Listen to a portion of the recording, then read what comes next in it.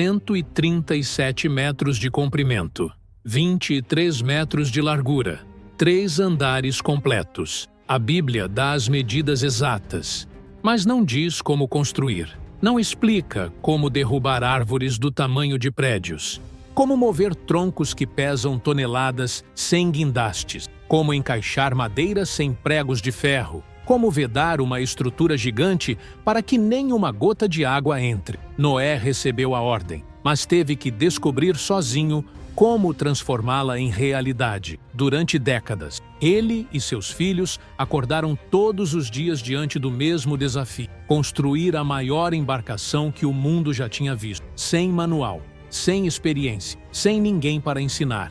E todos os dias, os vizinhos passavam e riam. Como você constrói algo impossível quando só tem fé e um machado? Onde você constrói um navio gigante quando não existe mar por perto? A pergunta parece absurda, mas Noé não tinha escolha. Deus ordenou: construa uma arca.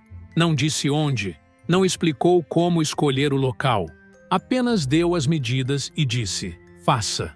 Então, provavelmente Noé olhou ao redor e pensou como qualquer construtor pensaria: preciso de espaço.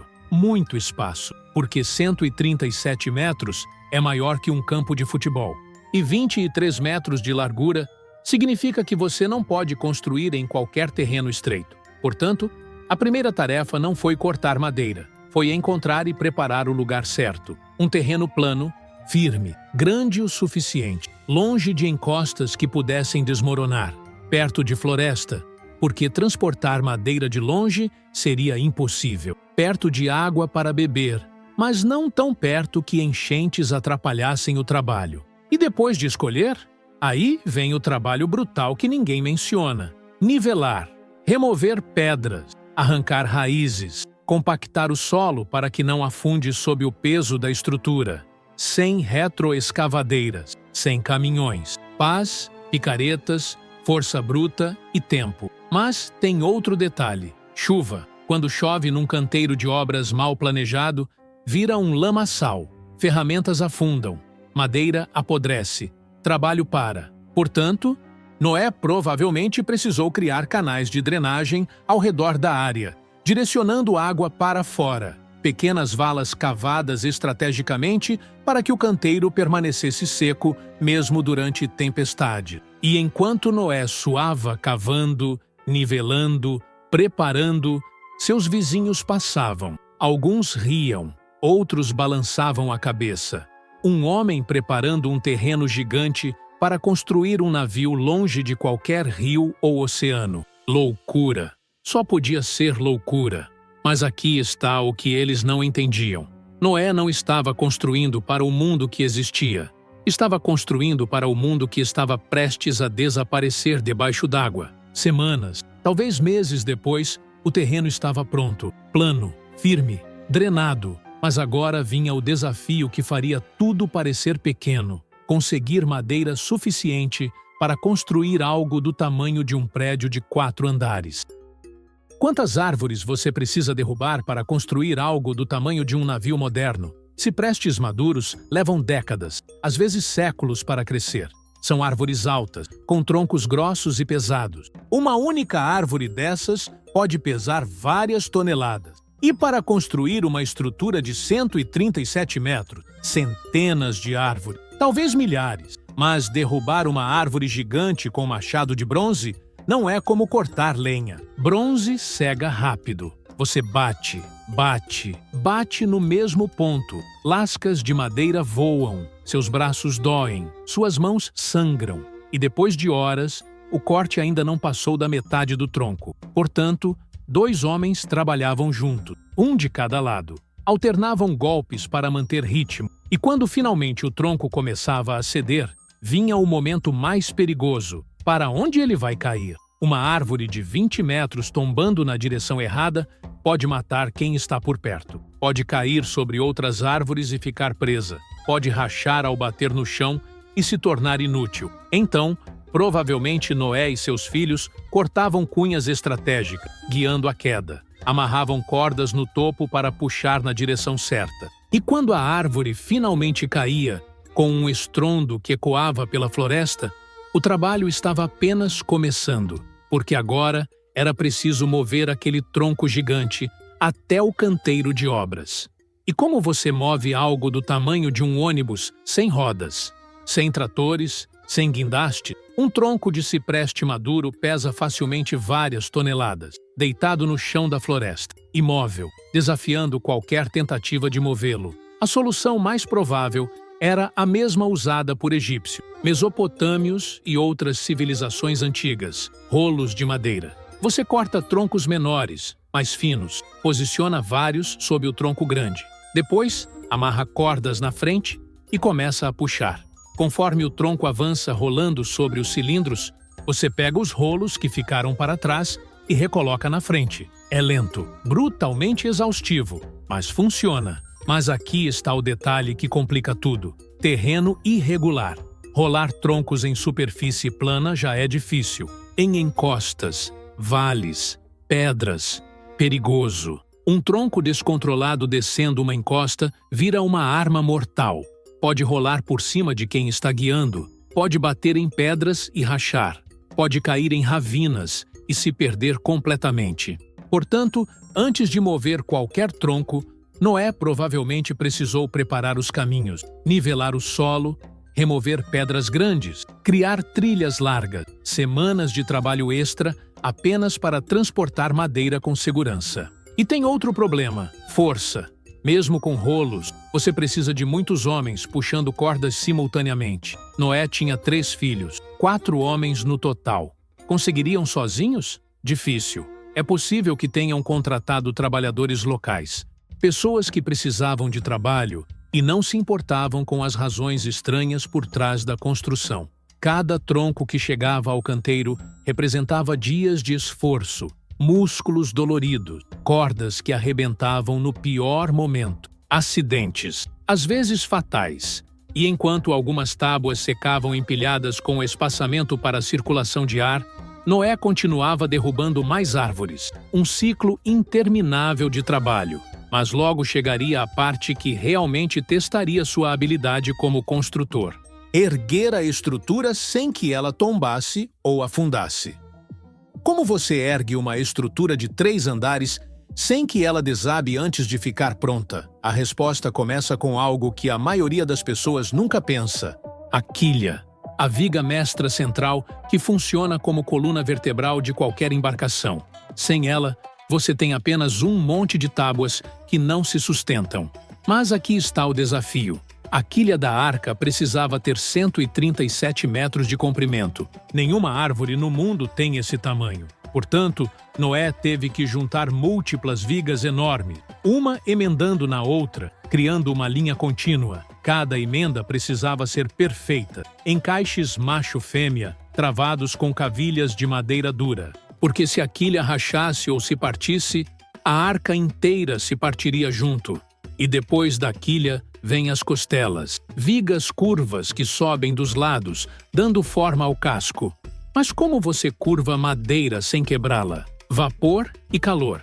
Você aquece a madeira lentamente, deixando-a flexível. Depois, curva aos poucos, fixando no formato desejado até esfriar e endurecer.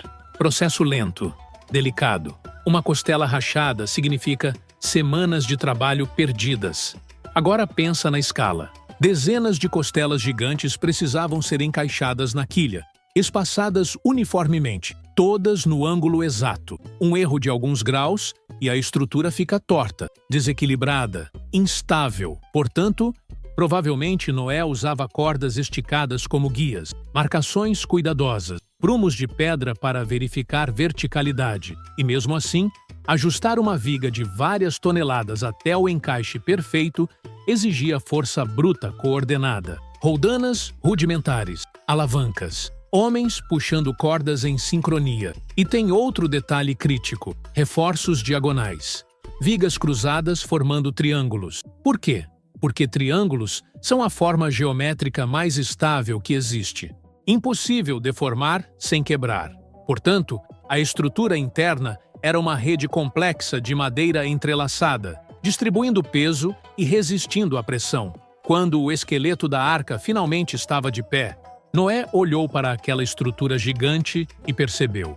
Agora vinha a parte que decidiria se tudo flutuaria ou afundaria. Selar cada fenda, cada junta, cada rachadura microscópica, porque uma única falha seria suficiente para matar todos lá dentro. Betume, resina vegetal fervida, até virar uma pasta pegajosa, tóxica e escaldante.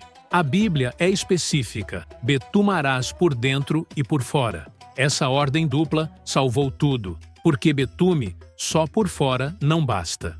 Água encontra caminhos, infiltra por baixo.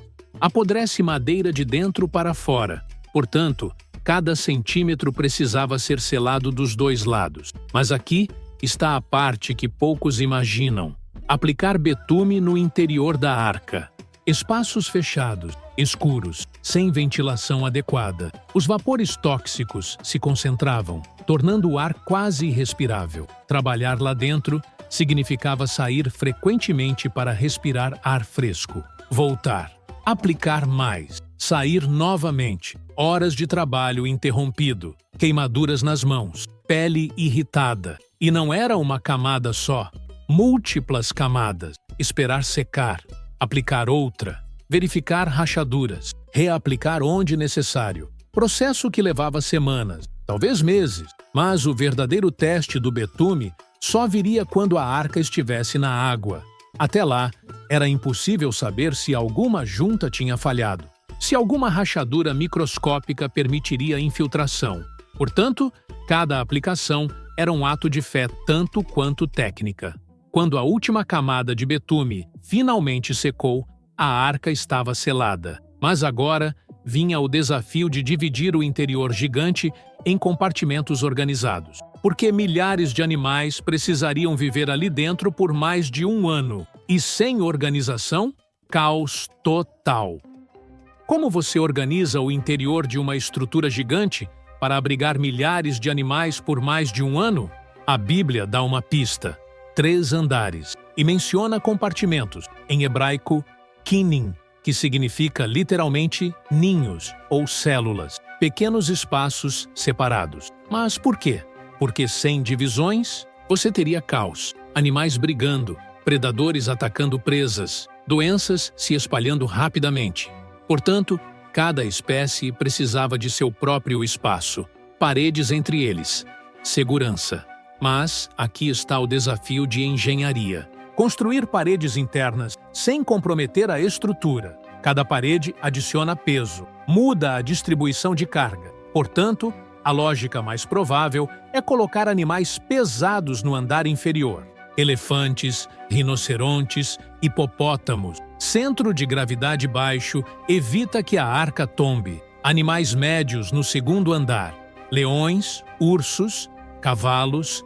E os menores, aves e criaturas leves, no andar superior. Distribuição estratégica de peso para manter equilíbrio. Mas tem outro problema que ninguém pensa: dejeto. Milhares de animais produzindo dejetos todos os dias. Sem sistema de drenagem, a arca viraria um esgoto tóxico em semanas. Doenças matariam todos antes do dilúvio acabar. Portanto, provavelmente havia canais inclinados nos pisos, pequenas ranhuras que direcionavam líquidos para pontos específicos. Talvez aberturas nas laterais inferiores, permitindo que dejetos escoassem para fora uma vez que a arca estivesse flutuando. Simples, mas eficaz. E ventilação? A Bíblia menciona uma janela no topo, mas isso não basta para ventilar 3 andares inteiros. Provavelmente havia aberturas laterais estratégicas, protegidas por saliências para evitar entrada de água, mas permitindo circulação de ar. Sem ventilação adequada, o calor e os gases se acumulariam. Animais sufocando, todos morrendo antes da água baixar. E tem ainda o armazenamento de comida. 1 ano de alimento para milhares de animais significa toneladas de feno, grãos, frutas secas. Espaços dedicados apenas para estoque, organizados para acesso fácil, mas protegidos de umidade. Quando toda essa estrutura interna finalmente ficou pronta, Noé tinha construído algo mais complexo que um simples navio. Mas ainda faltava a parte mais crítica: a porta. Uma abertura enorme que precisava ser forte o suficiente para não comprometer toda a estrutura. A porta da arca não podia ser pequena. Girafas precisavam entrar. Elefantes, animais de todos os tamanhos. Portanto, era uma abertura enorme. E aqui está o problema de engenharia. Quanto maior a abertura, mais fraca fica a parede. É um ponto vulnerável estrutural. Uma porta gigante numa parede que precisa aguentar pressão de água de todos os lados? Perigoso. Portanto, a localização importava. A Bíblia menciona que a porta ficava na lateral, não na frente ou atrás. Isso faz sentido. Paredes laterais distribuem pressão melhor que extremidades, e uma porta lateral permite melhor equilíbrio durante a entrada dos animais. Mas a porta precisava de reforços pesados ao redor. Vigas extras formando um quadro robusto, madeira mais grossa, encaixes mais fortes, tudo para compensar a fraqueza estrutural da abertura. E tem outro detalhe interessante. A Bíblia não menciona Noé instalando trancas ou fechaduras. Por quê?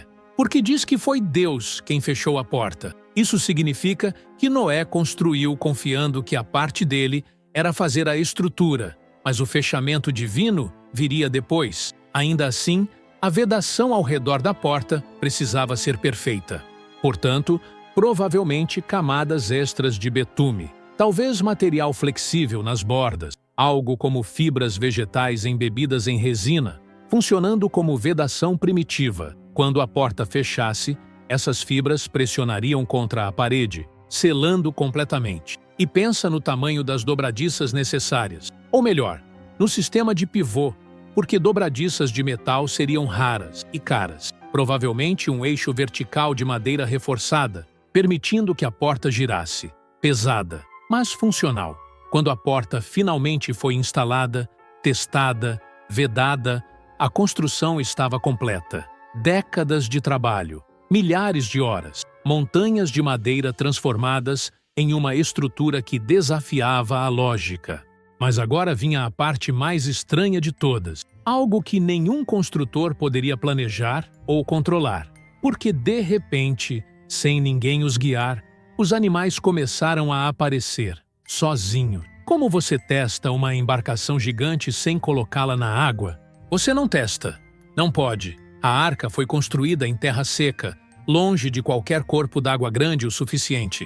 Portanto, todo o trabalho de décadas dependia de cálculos mentais, experiência prática e fé de que as proporções dadas por Deus funcionariam. Mas Noé podia fazer algumas verificações finais, caminhar pela estrutura inteira, verificando cada junta, procurando rachaduras que apareceram durante a secagem do betume, testando a firmeza das vigas, empurrando paredes para sentir se estavam sólidas ou se algo cedia. E provavelmente foi carregando provisões progressivamente, sacos de grãos, fardos de feno, jarros de água, observando como a estrutura reagia ao peso adicional, ouvindo, porque madeira sob pressão faz sons, range, geme, estala.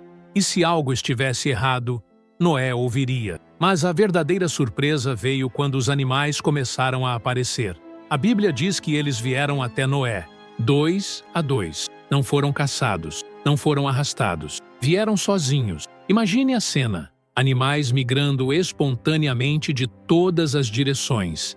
Predadores caminhando pacificamente ao lado de presas. Aves voando e pousando perto da entrada. Répteis rastejando. Todos convergindo para o mesmo lugar, como se uma força invisível os guiasse. E aqui está o detalhe que fecha tudo. Cada animal foi direto para seu compartimento, sem confusão, sem brigas, como se soubessem exatamente onde deveriam ficar. Esse não era mais um projeto humano. Era algo além da capacidade de Noé controlar ou explicar. Quando o último animal entrou, Noé, sua esposa, seus 3 filhos e suas esposas entraram também. 8 pessoas no total. E então aconteceu o que estava escrito. Deus fechou a porta. A construção estava completa, mas agora começava o verdadeiro teste. Como Noé e sua família sobreviveram dentro da arca durante todos aqueles dias do dilúvio? Clique aqui para assistir. Como Noé sobreviveu dentro da arca durante o dilúvio. Clique agora no vídeo da tela.